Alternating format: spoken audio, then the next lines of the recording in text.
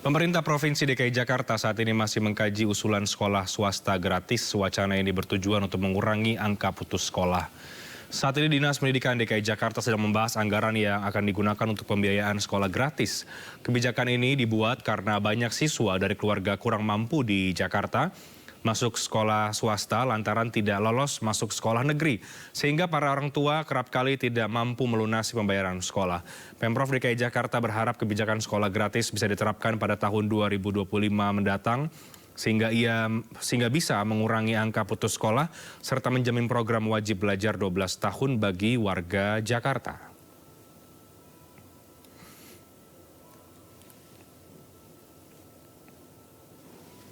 Ya, rencana Pemprov Jakarta menggratiskan sekolah swasta menjadi kabar gembira bagi para siswa.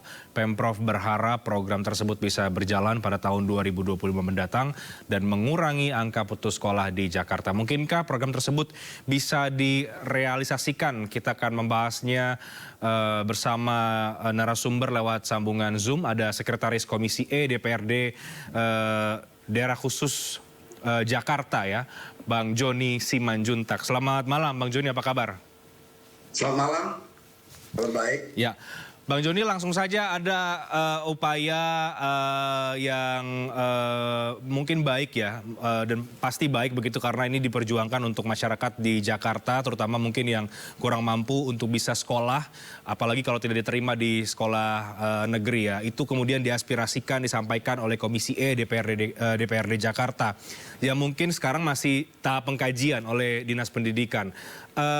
Apa yang menjadi dasar bahwa Komisi E yakin program untuk bisa sekolah gratis di sekolah swasta ini bisa terlaksana, Bang Joni? Pertama memang APBD DKI Jakarta untuk tahun 2014 saja nilainya sudah sebesar 81 triliun 700 miliar. Jadi saya pikir di 2015 ya kita bisa mengalokasikan untuk program sekolah gratis ini.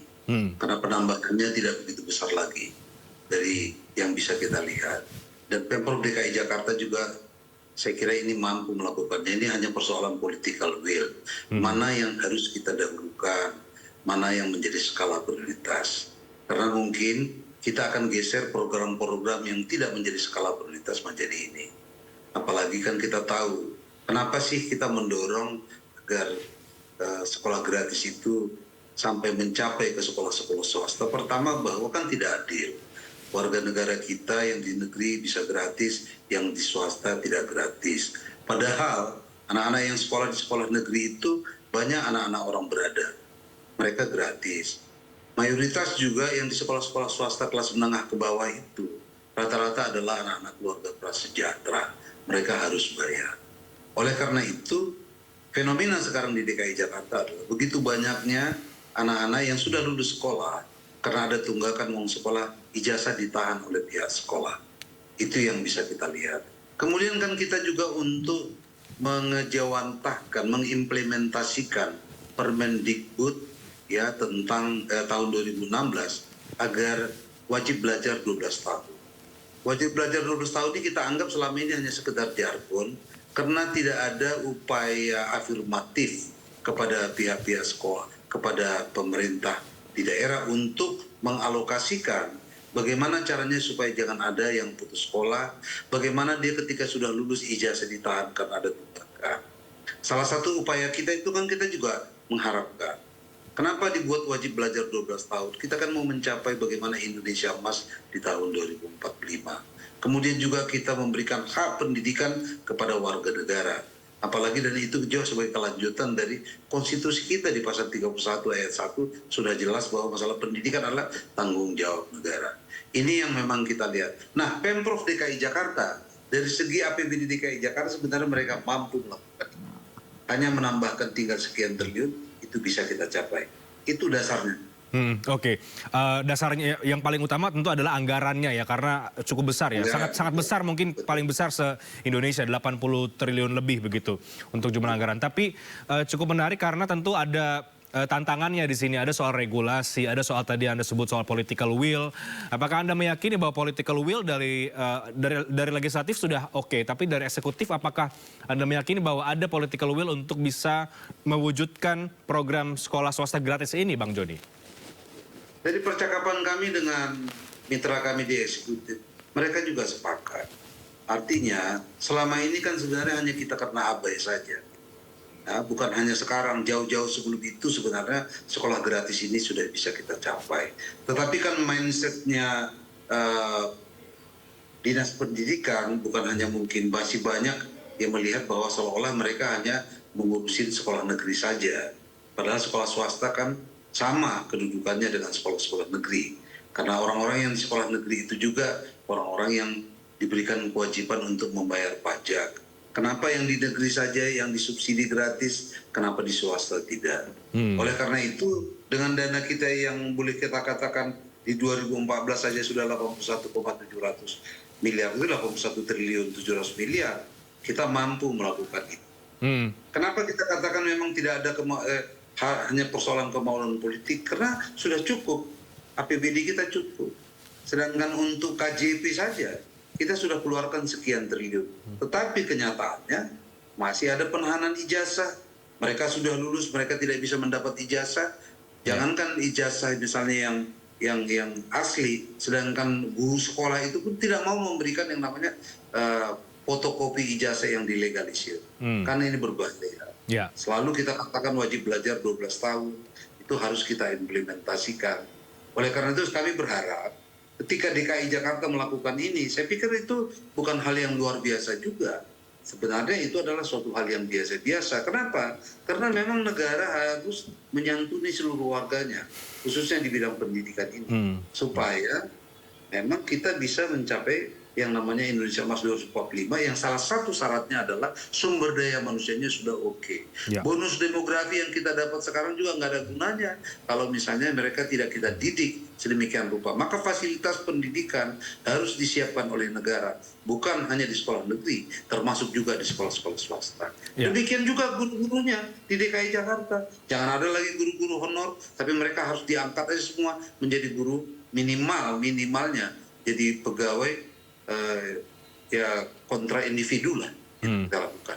Ya, meskipun ini masih dikaji ya, Bang Joni. Tapi kan kalau kemudian ini jadi ketok palu begitu, ada pos anggaran baru ya. Tentu tidak sedikit kita juga perlu mengawasi ya, bagaimana soal pengawasan anggarannya ini agar kemudian tidak disalahgunakan. Kita pernah tahu ada dana BOS yang kemudian disalahgunakan. Bagaimana dari Komisi E menyikapi ya soal pengawasan di bidang anggarannya ini, Bang Joni? Sebenarnya begini, kita kan harus mau memang memberikan perhatian lebih terhadap anggaran pendidikan di Indonesia, khususnya di DKI Jakarta ini. Cara kita memang ya, bagaimana memang betul-betul pendataan terhadap sekolah-sekolah swasta yang mau dibantu itu memang sudah harus lengkap. Siswa-siswanya juga sebenarnya sudah bisa kita pantau dengan sistem dapodik ya yang ada sekarang ini. Sebenarnya ini masih bisa kita lakukan, Pak ya. Proses pengawasan ini kan harus dari berbagai pihak ya. Makanya kita katakan tadi, komunikasi antara dinas pendidikan dengan sekolah-sekolah swasta itu harus terus dibangun sedemikian rupa. Ya, kita tidak bisa membiarkan lagi bahwa perhatian para petinggi-petinggi kita yang ada di dinas pendidikan, suku dinas dan sebagainya itu hanya kepada sekolah negeri. Kita data sekolah-sekolah swasta berapa kebutuhan mereka, tetapi juga harus ada juga ya semacam reward and punishment bagi sekolah swasta yang baik atau tidak. Jadi kita juga harus bisa memberikan law enforcement yang tegas ketika ada penyelewengan. Kenapa terjadi banyak penyelewengan selama ini berdasarkan pengalaman kami? Memang data-data kita tidak begitu sahih gitu ya. Masih sering banyak diperdebatkan, ada misalnya yang tidak ada dikatakan ada dan sebagainya. Inilah yang perlu kita persiapkan supaya dana yang kita siapkan itu bukan percuma saja ya, tidak ada tiba di tempat yang pas gitu. Oke, Bang, ketika ini diajukan ya oleh DPRD, tentu sudah banyak pertimbangan ya, termasuk juga soal ini kan kalau misalnya kita bicara kepentingan publik kan sekolah swasta di Jakarta ini kan cukup bervariasi ya, Bang Joni. Ada mungkin kriteria-kriterianya, mana yang kemudian secara pembiayaan besar, ada yang mungkin tidak begitu besar, kemudian siapa-siapa saja yang berhak untuk mendapatkan sekolah gratis ini. Sudah sampai sejauh itu tidak kemudian dipikirkan implementasinya ini akan bagaimana sebetulnya Bang Joni? Nah ini yang kita katakan tadi, jadi kita juga memberikan kesempatan kepada eksekutif dinas pendidikan untuk melakukan kajian akademik terhadap itu.